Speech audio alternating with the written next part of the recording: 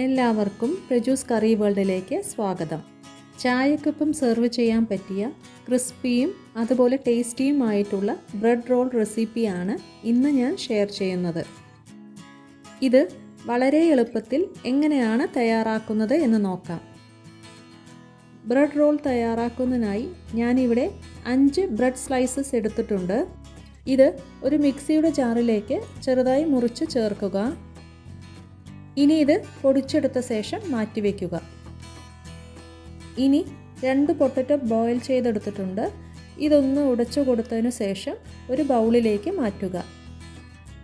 ഇനി ഇതിലേക്ക് carrot grate ചെയ്തത് 1/2 കപ്പ്, 1/2 സവാള ചോപ്പ് ചെയ്തത്, 1 ടേബിൾ സ്പൂൺ മല്ലിയില ചോപ്പ് ചെയ്തത്, 1 പച്ചമുളക് ചെറുതായി അരിഞ്ഞത്, 1 ഇഞ്ച് നീളമുള്ള ഇഞ്ചിയുടെ കഷ്ണം ചെറുതായി ചോപ്പ് ചെയ്തത്, 1/2 ടീസ്പൂൺ മുളക് പൊടി, 1/2 ടീസ്പൂൺ മല്ലിപ്പൊടി, 1/2 ടീസ്പൂൺ കുരുമുളക് പൊടി, 1/4 ടീസ്പൂൺ ജീരകപ്പൊടി, 1/2 teaspoon garam masala, 1 teaspoon amchur powder അഥവാ ഉണക്ക മാങ്ങയുടെ പൊടി. ഇതില്ലെങ്കിൽ 1 ടേബിൾ സ്പൂൺ തൈര് ചേർത്താൽ മതിയാവും. ഇനി ഇതിലേക്ക് 1/2 ടീസ്പൂൺ ഉപ്പും നേരത്തെ പൊടിച്ചു വെച്ച ബ്രെഡും ചേർക്കുക. ഇനി ഇത് കൈകൊണ്ട് നല്ലതുപോലെ മിക്സ് ചെയ്തെടുക്കുക. ഇപ്പോഴിത് നല്ലതുപോലെ മിക്സ് ചെയ്തെടുത്തിട്ടുണ്ട്. ഇനി ഇത് റോൾ ചെയ്യാം. അതിനായി ഇത് അല്പം കയ്യിലെടുത്ത് ഉരുളയാക്കുക. ഉരുളയാക്കിയ ശേഷം 2 കൈയും ഉപയോഗിച്ച് ഇതുപോലെ റോൾ ചെയ്തെടുക്കുക. റോൾ ചെയ്തെടുത്ത ശേഷം ഇതിൻ്റെ 2 സൈഡും ഇതുപോലെ ഷേപ്പ് ചെയ്ത് കൊടുക്കുക. അങ്ങനെ ഇതുപോലെ എല്ലാം റോൾ ചെയ്തെടുത്തിട്ടുണ്ട്.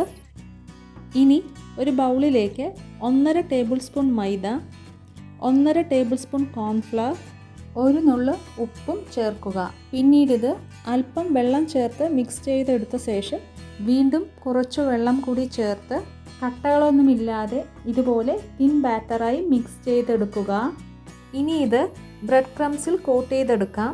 അതിനായി നേരത്തെ തയ്യാറാക്കി വെച്ചിട്ടുള്ള റോൾ മൈദയുടെ ബാറ്ററിലേക്ക് മുക്കിയ ശേഷം ബ്രെഡ് ക്രംസ് കൊണ്ട് കോട്ട് ചെയ്യുക. ഇതുപോലെ എല്ലാ പീസസും ബ്രെഡ് ക്രംസിൽ കോട്ട് ചെയ്തെടുത്തിട്ടുണ്ട്. ഇനി ഒരു പാനിൽ എണ്ണ ചൂടാവാൻ വയ്ക്കുക. എണ്ണ ചൂടാവുമ്പോൾ തീ മീഡിയം ഫ്ലെയിമിൽ വെച്ച് ബ്രെഡ് റോൾ ഓരോന്നായി എണ്ണയിലേക്കിട്ട് ഫ്രൈ ചെയ്തെടുക്കുക. എണ്ണയുടെ ചൂട് കൂടിപ്പോയാലും അതുപോലെ കുറഞ്ഞു പോയാലും ബ്രെഡ് റോൾ പെട്ടെന്ന് പൊട്ടിപ്പോവാൻ സാധ്യതയുണ്ട്. അതുകൊണ്ട് മീഡിയം ഫ്ലെയിമിൽ തന്നെ ഫ്രൈ ചെയ്തെടുക്കുവാൻ പ്രത്യേകം ശ്രദ്ധിക്കുക. ബ്രെഡ് റോൾ ഒരു സൈഡ് ഗോൾഡൻ ബ്രൗൺ നിറമാവുമ്പോൾ മറിച്ചിട്ട് കൊടുക്കുക. അങ്ങനെ എല്ലാ വശവും ബ്രൗൺ നിറമാവുമ്പോൾ എണ്ണയിൽ നിന്നും കോരിയെടുക്കുക. നമ്മുടെ ബ്രെഡ് റോൾ റെഡി ആയിട്ടുണ്ട്.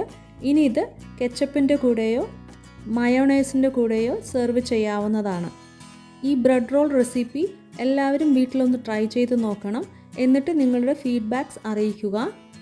ഇനി പുതിയൊരു റെസിപ്പിയുമായി വീണ്ടും കാണാം. അതുവരെ ടേക്ക് കെയർ ഓൾ.